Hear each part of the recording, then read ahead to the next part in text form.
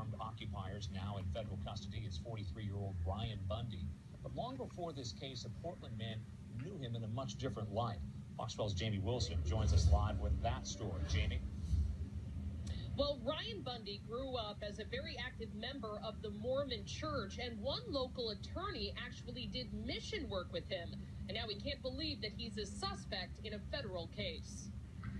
Chris Campbell hasn't spoken to Bundy for several years, but this is the Ryan that he remembers from the early 90s. The two met at the Mormon Missionary Training Center in Utah in 1991, and then they traveled to Colorado to perform their missionary work. Campbell remembers Bundy as a kind, giving, and fun person. But in the last decade, he and his ranching family started protesting federal land use laws. In 2014, you might remember that his father, Cliven Bundy, staged an epic fight with the BLM over unpaid grazing fees.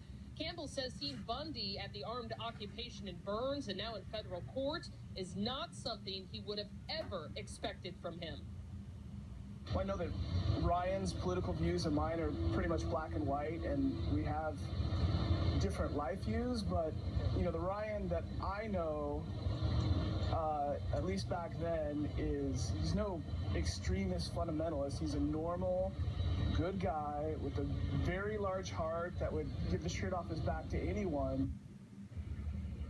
And Ryan Bundy is the oldest of 14 children, and tonight he and his brother Ammon are being held here in jail in Portland without bail. Live in downtown Portland tonight, Jamie Wilson, Fox 12 Oregon.